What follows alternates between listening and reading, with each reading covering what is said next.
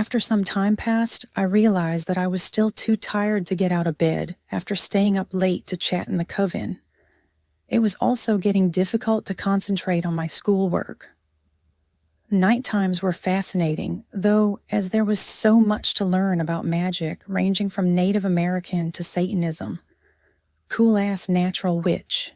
Aunt Sammy came to visit one day, and I excitedly told her about the Vampire Coven and all of the different schools of magic that I was learning. He's so beautiful, Aunt Sammy, dark and exotic. He is my brother, and the 3 sister wives are so wise. I can see a silver web around me as he is protecting me from astral vamps. Aunt Sammy looked at me and started laughing, then stopped and looked dead in my eyes, with a sharply intense stare that registered fear, and said, "Honey, they have you in there to feed on you." Damn, I didn't believe it until I read a post in the Coven that was made by someone other than Vaughn's family. Join lightworker groups and take energy from them, and gave further instructions for using the computer lines to pull energy from the group. Although this is not granted permission, it's okay to pull from a large group as it will not drain them. Believe it or not, the guidelines that Vaughn released said that only rogues feed without permission, so I thought that I was safe in the Vampire Coven.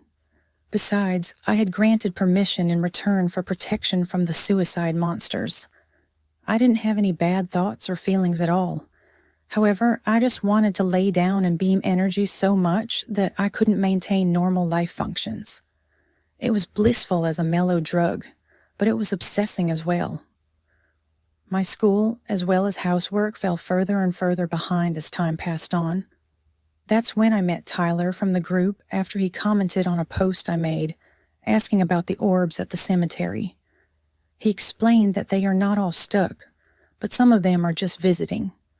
We clicked and made instant friends, even though I was in my 40s and he was 16.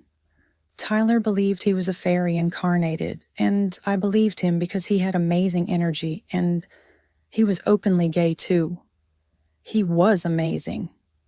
After time moved on, Tyler frantically came to me one day and told me that Vaughn made passes at him.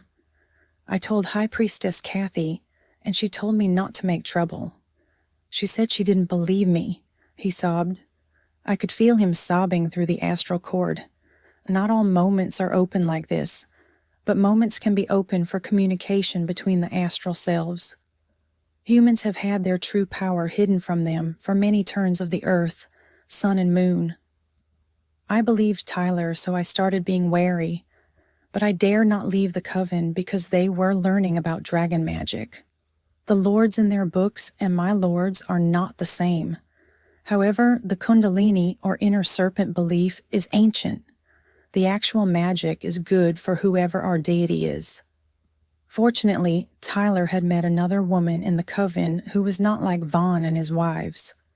This warrior soul lady helped Tyler get away, who in turn helped me. We blocked the Coven members on Facebook and cut the astral cords.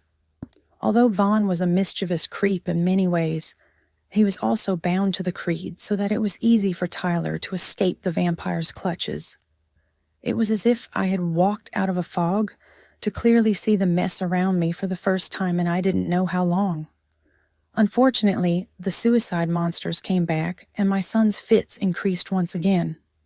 I found an exorcist that gave me some Bible verses that didn't help, and when I went back to ask for further help, he was unable to provide it, so I vowed to learn to be an exorcist. My span of time in the Coven had greatly increased my intuition, most likely from the energy exchange with people who knew how to fly astral and feed from the astral plane, such as Incubi and Sucubi. That's right, there are vampires who feed on sex energy and, can come in your dreams. The spirit of my soulmate who I watched die in a wreck, Robbie, came to me and did things like Vaughn explained for astral feeding on sex energy, so I knew that all entities who feed on sex energy are not evil. Can you dig it?